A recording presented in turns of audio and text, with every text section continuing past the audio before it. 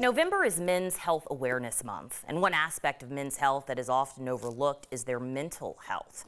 Halim Ali joins us live now. He's the founder and executive director of From the Heart Enterprises, a Denver organization focusing on mental health and wellness. So totally timely. Halim, thank you for being here. We love having your voice on the show.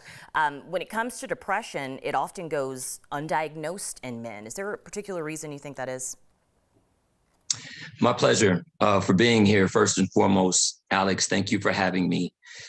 And, you know, what I brought today was more than just my opinion. I wanted to share some alarming statistics. So you ask about depression, and what we find in this work, nearly 1 in 10 men suffer from depression or anxiety, but are less likely to report or seek help. Men of color are even less likely to seek treatment, and that is from the Center of Disease Control. Well, let's talk a little bit about men of color because, you know, in our community, sometimes this is shunned. It's not supposed to be talked about. You just kind of buck up and handle whatever life gives you. Can you talk about those sort of nuances when it comes to Black men dealing with their mental health?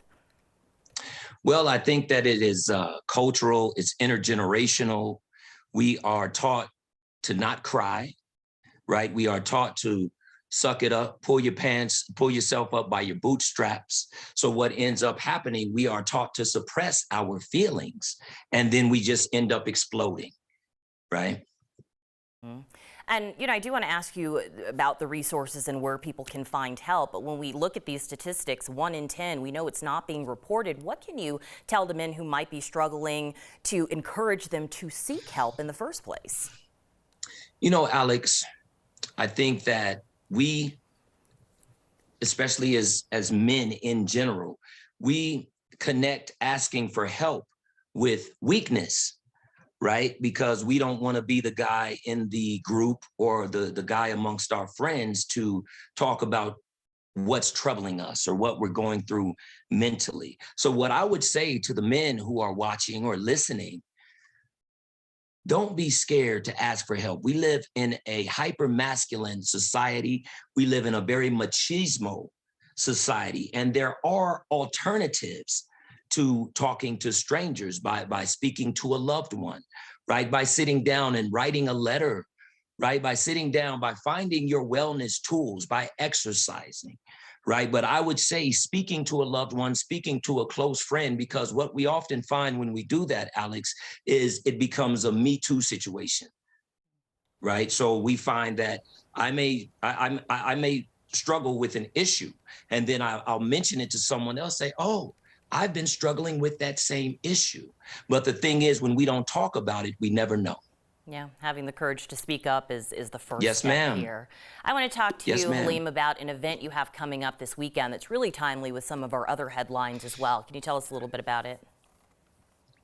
Okay, so we have a youth gun violence awareness and suicide prevention wellness weekend, right? So what's happening on Friday, From the Heart Foundation, we have put together with SBG Marketing a mini movie that is directly connected to youth, Black and brown male mental health.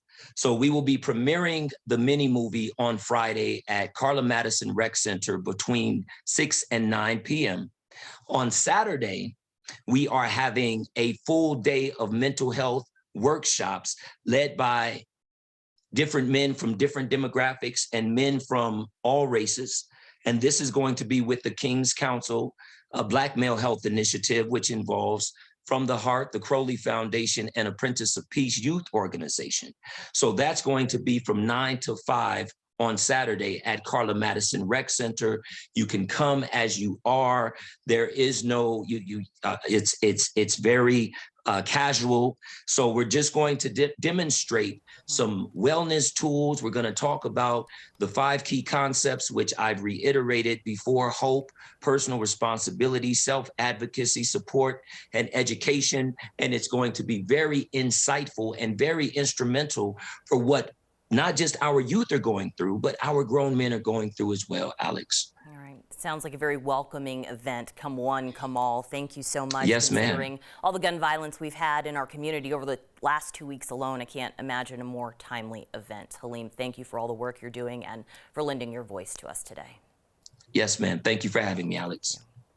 Just want to remind you as well, there is always help out there when you or someone you know needs it. Colorado Crisis Services has a 24/7 helpline. You can also text TALK to 38255 or call the National Suicide Prevention Line. Those numbers all on your screen, also on our website, 9news.com.